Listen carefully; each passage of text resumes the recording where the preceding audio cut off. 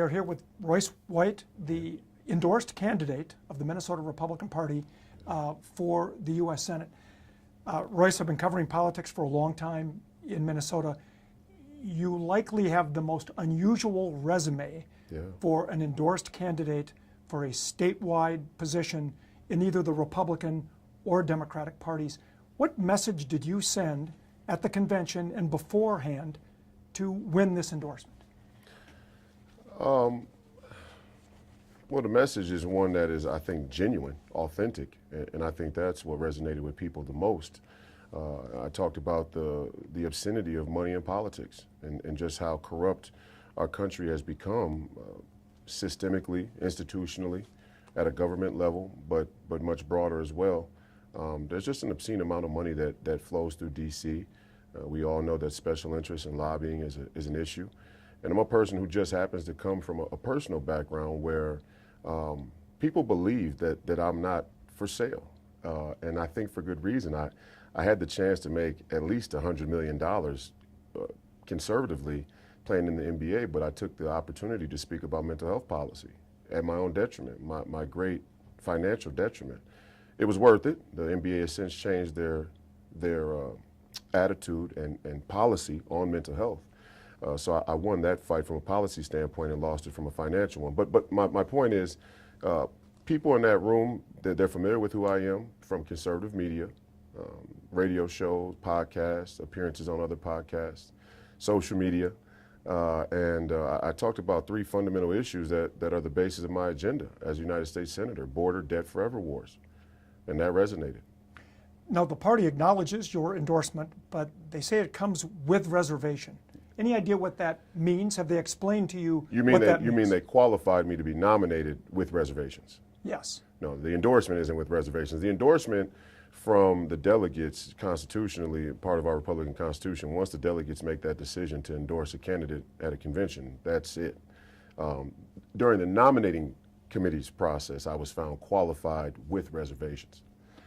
Now, we'll talk about some issues in a moment, but first, I know you've been answering, you'll be answering a lot of questions about your legal issues and social media posts. Let's start with legal issues. You know, this is a folder with some of the court cases, civil court, for eviction, failure to pay child support, business debts that have gone unpaid.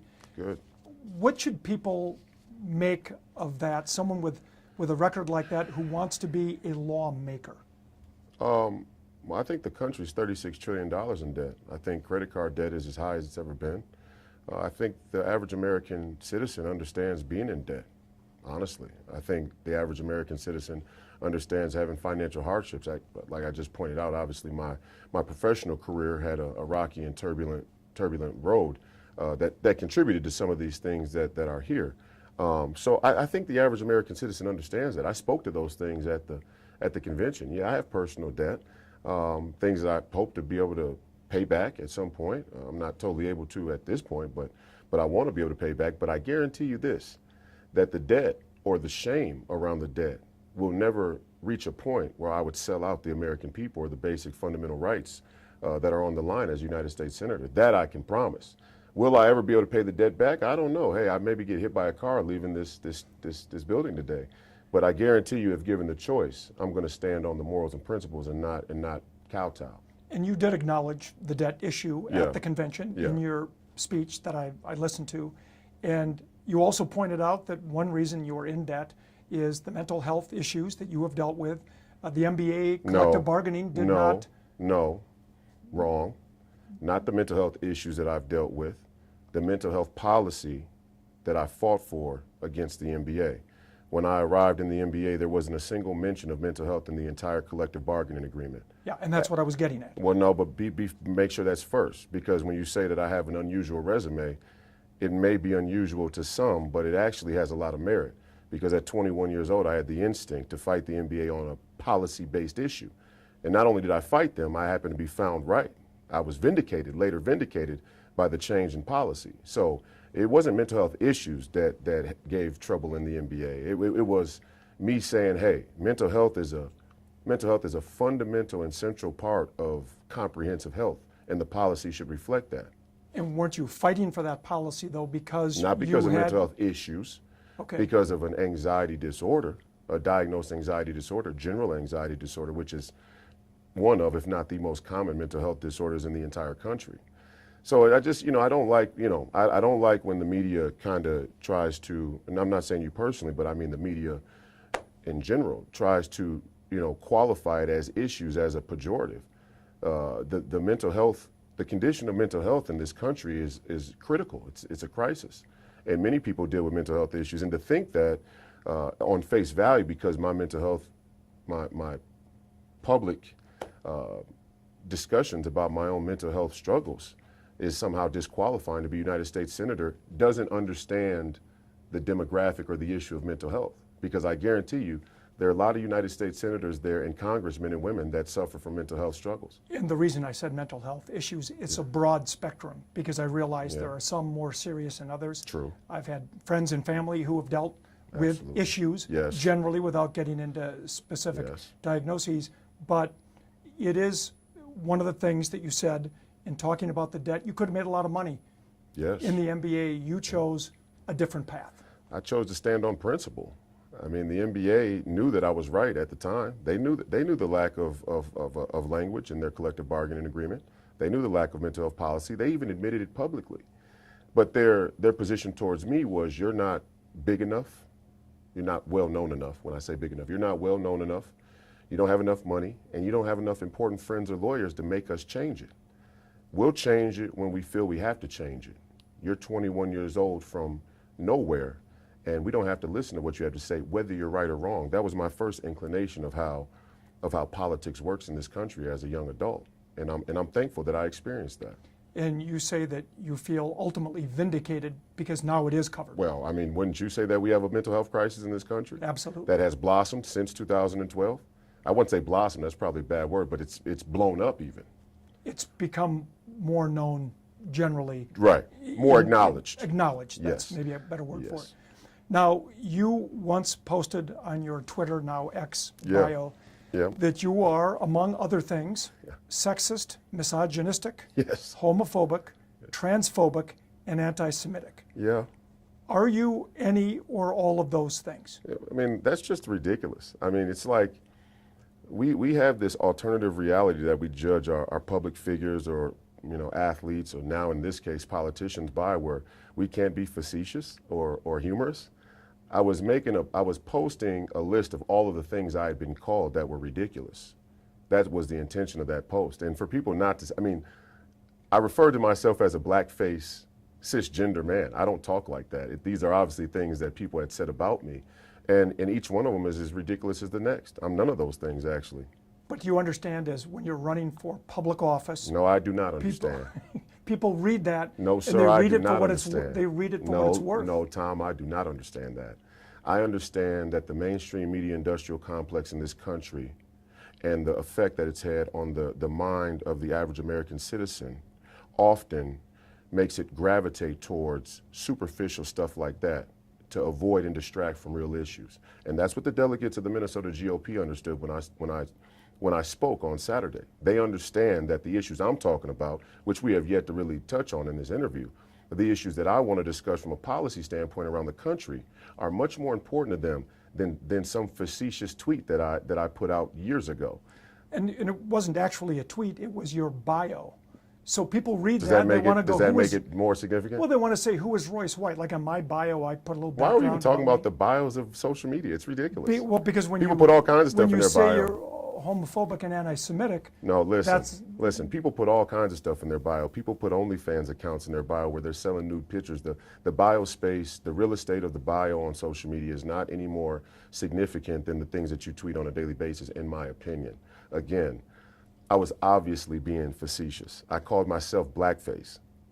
It was something, and those were things that people have called me continuously, and I was pointing out the absurdity of it. now you have done postings in support of Louis Farrakhan. No. Now, an avowed anti-Semite. No, not true. Okay, I've seen a No, number of not them. in support of. Don't say in support of. Be very Okay. clear. Then you explain to me why you. I would be glad to. Let's see how much of it makes it into 3 minutes. This is what I'm talking about. Okay. But fine, in all fairness. If somebody says something that's true, regardless if I agree with any and everything they say, I feel that I and every American citizen has the right to post that to highlight whatever it is that I think that they say is true.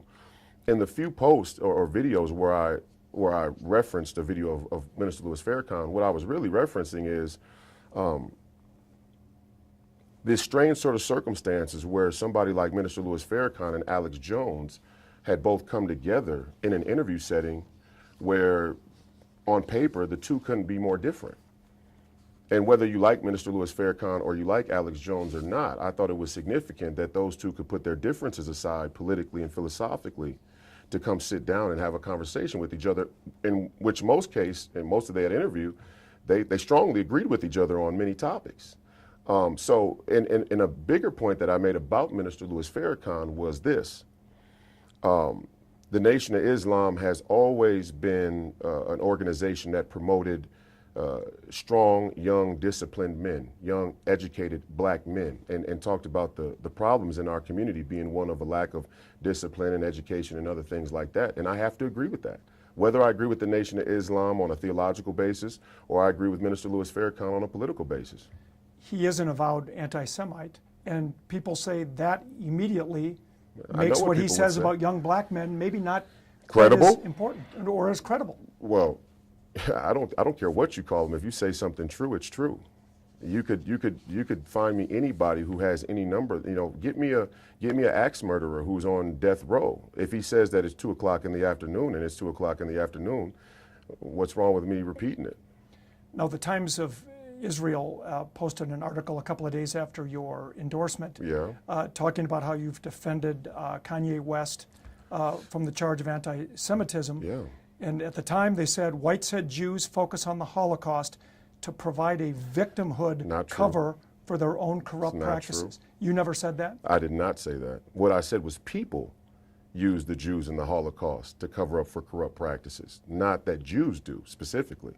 I think that the identity of Jewish people and the identity of black people is very similar in that the greater political machine uses both identities to further their own political agendas. That's what I was saying. And it just so happens to be the case. There's another quote. Wait a second. Okay. It just so happens to be the case that the Holocaust is, historically, the linchpin of the United Nations and the reformation that happened for the entire global economy after World War II. That's a fact. And the Holocaust is at the center of that. And whether, in my opinion on the Holocaust, is that it was a great tragedy for the Jewish people and for the whole world. But how great tragedy is used after the fact is another discussion entirely. Now, there's another quote. There is a group of Jewish elite that tends to be secular in belief and corrupt in political practice. For sure. So you did say that? Well, yeah. I don't know the exact quote. I say a lot of things. I spend hours and hours on podcasts every week. But it doesn't sound like something I wouldn't say, and I actually agree with that. There are a group of Jewish elite, but there's a group of black elites, there's a group of Latino elites, there's a group of Chinese elites, there's a group of European elites.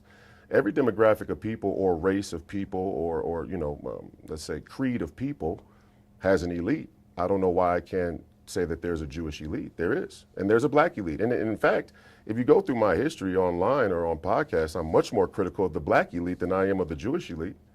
And I didn't really defend the Kanye West being called anti-Semitic. What I defended was that the industry had sort of gathered around to decide his fate and censor what it is that he had to say.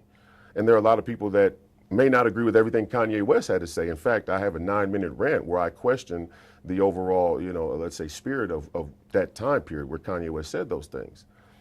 But there are some legitimate things that he said as well. And again, we have to be able to separate the two. So just to put a bow on this, are you or are you not anti-Semitic? How do you define it? How are you defining being anti-Semitic? Well, generally opposing hating Jews. Well, yes, that could be one definition of anti-Semitic. Well, I mean, we got to be clear. Be specific. In order for me to answer, I have to know what you. Do you generally oppose? I know how Jewish no, policies, stop. Listen, I'll say Israel? this. I know how the Times of Israel is using anti-Semitic, and I I completely disagree with it. In fact, I'm offended by it, and I think that Jews everywhere should be offended by how it's used. How do they use it? They use it as a broad sort of definition to discredit or censor anybody who has any questions whatsoever about how the Jewish identity is used or how Israel is positioned politically. And that, you know, they called Donald Trump anti-Semitic, and he moved the embassy to Jerusalem. I don't think there's a more pro-Israel thing I've seen done by any president in the last 4 or 5 administrations. So however you define anti-Semitic, No, I am not. You are not. I'm definitely not anti-Semitic. but you are willing to be critical of I'm willing Jews or Israel. I'm willing to be critical of whatever deserves criticism. Speaking of issues, let's get to Yes. issues. Let's get to Ukraine and Israel. Yes. Funding for Ukraine and Israel. I don't even like that you're saying funding for Ukraine and Israel. Why would I clump together the funding for Ukraine and Israel? They're not together. Okay, It's not the same issue. They've been lumped together in Congress. Yes. And that's where And that's a problem. where you're trying to get elected to. So That's a problem. all right, tell me, why is that a problem?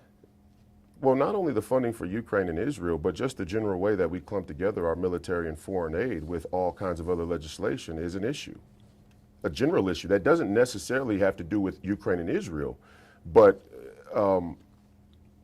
if we're gonna protect Israel, first of all, our relationship with Israel is a much more complex relationship with a much deeper history than the relationship with Ukraine. And to clump the two together is completely inappropriate. Completely. So let's take them separately. Yes. Do you favor funding for Ukraine to defend itself? We shouldn't send another penny to Ukraine. No, not for Ukraine to defend itself. I mean, you guys got to stop this. People understand what people understand, and that's why it was endorsed. What do I People not understand that the mainstream media has a sort of a sort of company line, a sort of party line, a sort of industry line on the war in Ukraine, and people are sick of it. You know, to defend itself. Yes, Vladimir Putin attacked Ukraine. We understand that on the surface, but the history of what led up to any war must be considered. Wars don't just happen spontaneously in most cases, and this war certainly wasn't spontaneous. In fact, Great Britain and the Europeans have been fighting the Russians for hundreds of years. And the flashpoint there in Ukraine, although significant because there's been a war that's taken many lives, and my heart and prayers go out to the many Ukrainians who have lost their lives, and Russians as well. I'm very anti-war. And I think my position on Ukraine is because I'm anti-war, but to say that, that we're just sending them aid to defend themselves is telling half the story. If you're a U.S. senator, you would not. I would not take send a another. hard line against Vladimir Putin. To want peace is not to be pro-Putin. So I'm having difficulty parsing this out. Russia invaded Ukraine. To want peace is not to be pro-Putin. I'm not pro-Putin. I don't agree with the way the Russians run their country, the way their government is structured. I don't agree with the broad autonomy that Vladimir Putin has as the leader of Russia. As an American citizen, we have fundamental differences of belief on many, many issues. But to want peace is not to be pro-Putin. And the real question should be, what does victory look like? Because when you ask the people who are the progenitors of this ongoing conflict with Russia, here from America or in the West, their definition of what victory would be, total victory, is taking back Crimea. Well, Russia and Vladimir Putin have already said that they're not willing to give 1 single inch of Crimea back.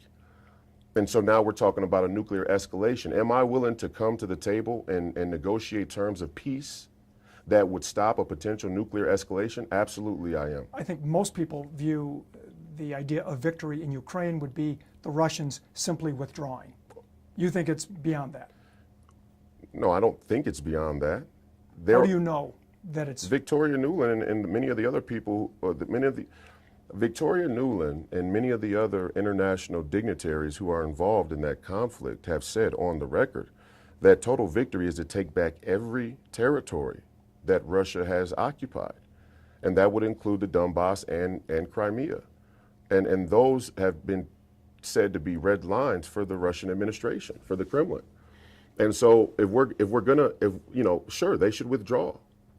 I would be in support of that, obviously. But the U.S. should not fund an effort to get them to withdraw. The U.S. has its own issues, and that's what the heart of the America First idea is that we can't continue to defend everybody else's borders more than we defend our own. And no matter how we feel about the Ukraine-Russia conflict morally, the question becomes, can we sensibly, sustainably fight a war with the Russians on that front? And it would seem that we cannot. We've been able to, in terms of the goal, if the goal is to make Russia withdraw, we've been at that for almost 2 years now, and we haven't been successful. So how long does it continue? So you say we shouldn't lump Israel and Ukraine together as they have done in Right. Congress. When it comes to Israel, Yeah. any funding for Israel? They were attacked back on October 6th. Yes, they were. Yes, we definitely should support Israel. And Financially, with aid, military aid? with conditions. What are those conditions? If it were me and I was in charge of the dialogue, I would ensure that America isn't on all sides of the trade. Explain that. You don't get it? No. Okay. America traditionally has been on all sides of the trade there in the conflict between Israel and their would-be enemies. For example, we gave $6 billion, or we promised $6 billion to the Iranians shortly before they attacked Israel.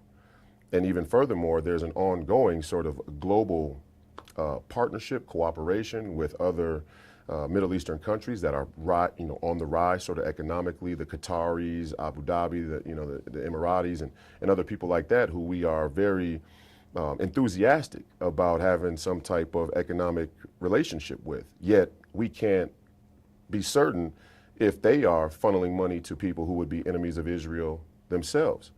And so my problem with the funding for Israel is not our relationship with Israel.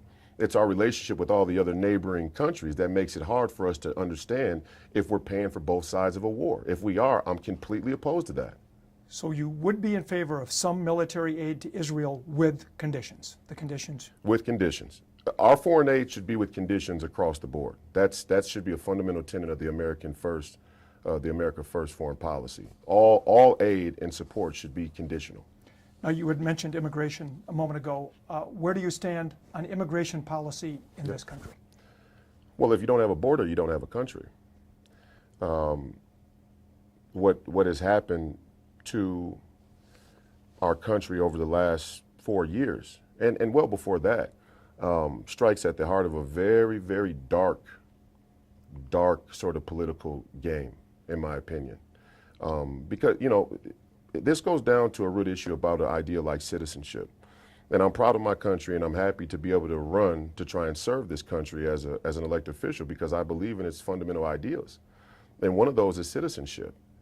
Citizenship is what grants us rights. Without citizenship, you don't have rights. Without rights, you don't have freedom. And I know that may sound strange as a black man. Some people would say that makes me a sellout, but I think it's one of the reasons that I have the ability to run for United States Senate now in this country. So if you don't have a border, you don't have a country, and you can't have citizenship. And what has happened with illegal immigration is it's continuously brought down the value of our citizenship. So do you agree with Donald Trump, hard line on the southern border in particular, and finishing the wall?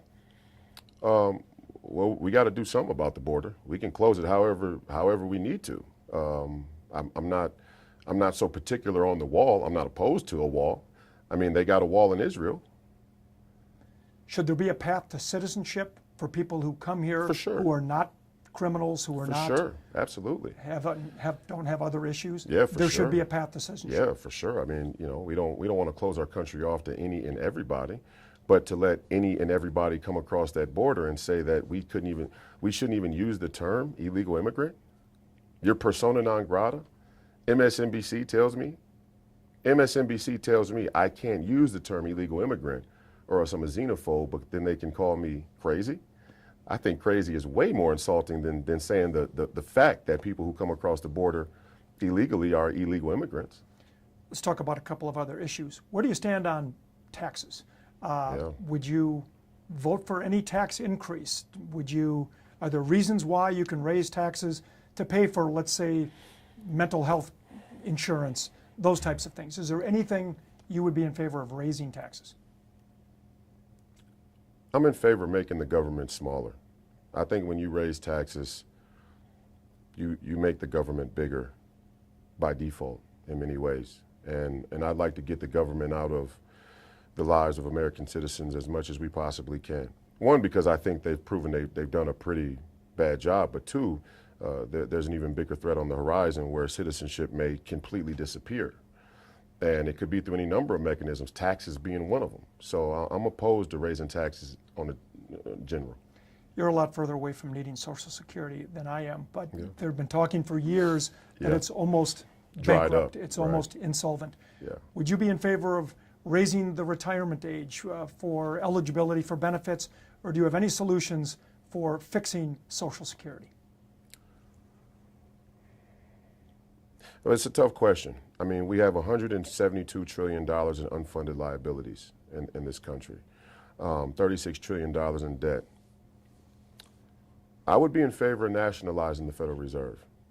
I would be in favor of making the Federal Reserve eat the $9 trillion that it has on its balance sheet that is completely financialized on the interest that it loaned us, and giving that $9 trillion to the people who need Social Security on a first priority basis. But I mean, people don't even want to talk about the Fed, so I'm sure that would that may turn some people off. People would look at that as a pretty radical economic proposal. Well, we're in radical economic times.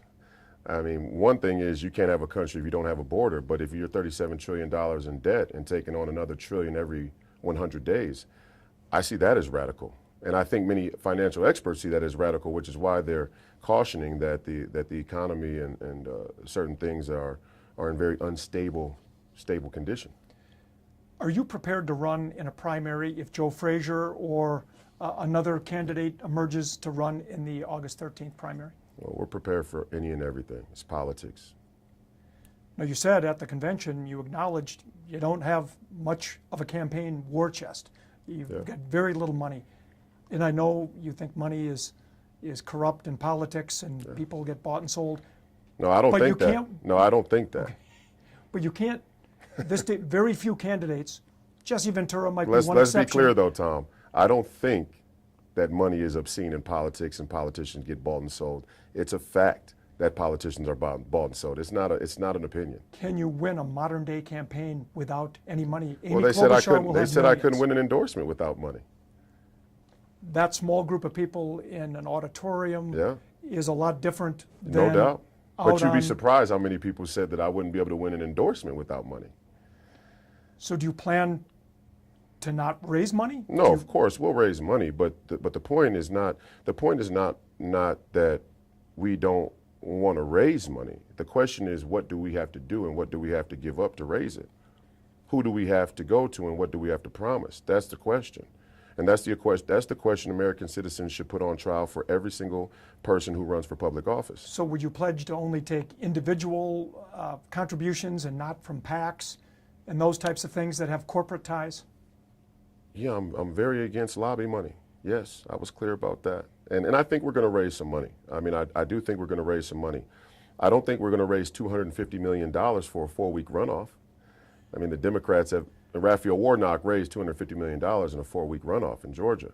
Now, Georgia's very different than Minnesota, but my point is the Democrats have shown an ability to outraise us 5-1. So I don't think the goal should be let's raise as much as the Democrats or else we lose. I think we have the right ideas. I think we have the issues that speak to your every average day American citizen if they're exposed to it. If the mainstream media isn't able to convince them that everybody who's a Republican or who supports Donald Trump is a conspiracy theorist. Would you acknowledge you'll need at least enough money to get your message out? Yes. Well, two things. Yes and no. I think this country has shown us that grassroots movements have a lot of power. They have a lot of influence. They have a lot of chance to spread a message on their own. Coupled with the money that we'll be able to raise, I think we'll do a good job. Your campaign slogan appears to be, "The people are coming." Yes. Explain that. I think the people just had a belly full of it. I mean, you know, the permanent political class, the corporate community, all of the lobby money, all of the legacy institutions, the administrative state, different agencies, government agencies that work in collaboration. And what did you get out of it? What do you have today? Look at your life. Credit card debt is higher than ever. People have less ownership than they've ever had. People have less freedom now on a place like the internet to say what they really think. And I think convenience will be the death of American freedom. And I think that political correctness is a huge, and has been a huge detriment to American politics.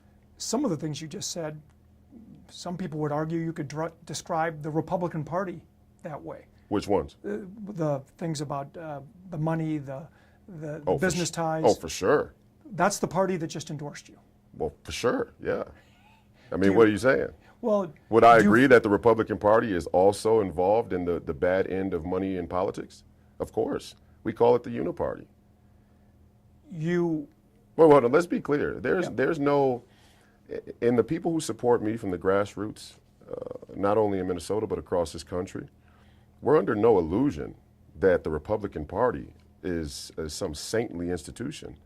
We're under no illusion that the Republican Party isn't guilty of many of the same things we would criticize the Democrat Party of being guilty of. What's not acknowledged by the mainstream media is that there is a sort of tug of war going on within the Republican Party, just like there's a tug of war happening in the Democratic Party. I happen to be on the side of the tug of war in the Republican Party that rejects the obscene influence of money in our party. Now, the party that just endorsed you, just in the last couple of years, has tried to tie Keith Ellison to Louis Farrakhan, to Black Lives Matter, which you have been involved with.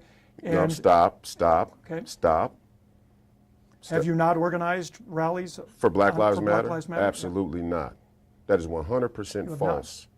That is 100% false, Tom. Who were the rallies? The rallies after the George Floyd situation, after George Floyd's death, were independently organized by myself and other friends in the community, mostly athletes that have never had anything to do with the official Black Lives Matter organization. We organized rallies because we didn't like what we saw about what was happening in the community, but also the narrative.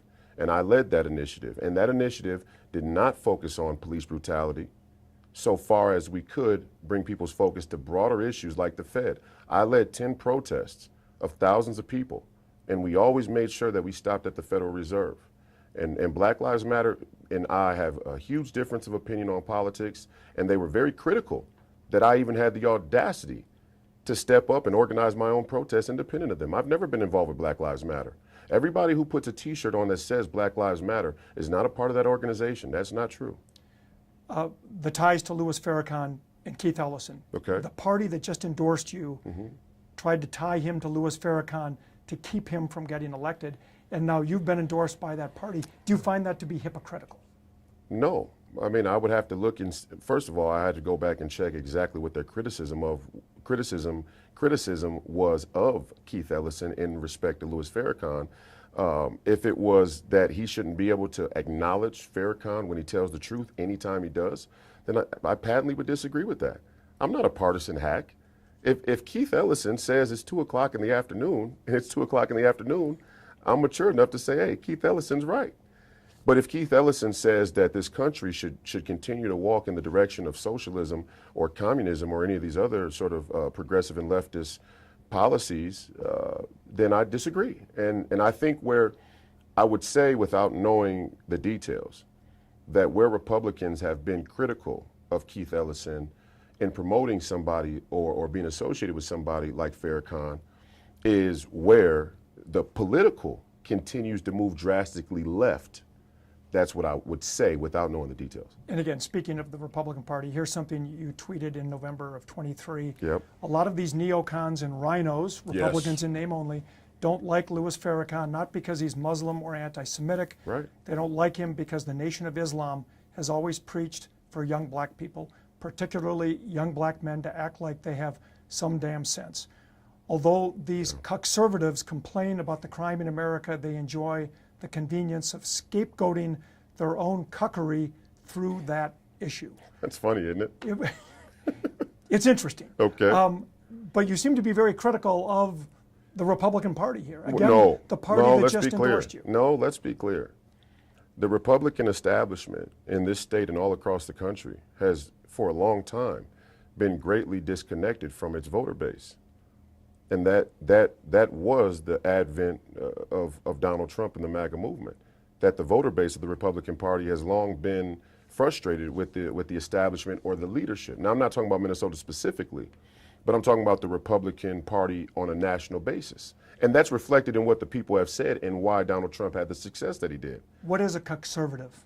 You know, it's just a funny little term that, you know, look, we have a weird obsession with cucks in this country. If you go and you spend any time researching the internet, which has now become 50% pornography, and you look at the categories of things that people often watch, that's a part of it. I use it as a sort of metaphor to describe how we let our government or parties or any other number of institutions distract us with cheap wedge issues while they steal our money. And that is a form of cuckery. Not a sexual form, but it is a form of cuckery. Final couple things. Amy Klobuchar is running for an unprecedented 4th Senate term in Minnesota. Nobody's ever served 4 U.S. Senate terms in Minnesota. Your thoughts on that and your thoughts on term limits in general? I know on your website it's one of the issues you highlight. Yeah, we should have term limits. If I was in the United States Senate, I would gladly vote to impose term limits on myself because I'm not a career politician and I don't plan to be. If I can get to the Senate, I will definitely try to bring legislation that has bipartisan support to implement term limits. As far as Amy goes, I mean, it's just a fact that she's been there for 3 terms and she's voted in lockstep with Joe Biden and on many things. And not only Joe Biden, but the echelon of the Democrat Party that Joe Biden represents. And I think Minnesotans need something different. And I think that just as a general thing, we don't really coronate people here in this state for forever positions. I think Minnesotans are a little bit weary and skeptical of that kind of thing. Minnesota has elected several Jewish senators, Paul Wellstone, Rudy Boschwitz, Norm Coleman. Yes, I like all 3 of them. I was just going to ask you about that. Yeah. Your thoughts on 3 of our, whether they're Republican or Democrat Jewish stalwart senators? Jewish U.S. senators? Well, look, do I have differences of opinion with probably all 3 of them on certain policy issues, fundamental policy issues? Yes, but I also have great respect for them for a number of things. Paul Wellstone is obviously one of the early champions of mental health, and I respect him for that. Norm Coleman, you know, he made the great migration from one party to another, which always takes some guts and courage, right? And the first time I was ever in a room with Rudy Boschwitz, he came up and handed me his card, and he said that we should sit down and have lunch. We haven't done that. Rudy's a busy guy, and he you know, he's getting older in age, and his time is precious. But I got no real personal beefs with any of those people. Royce White, I appreciate your time today. Thank you, brother. Thank you. Thank you.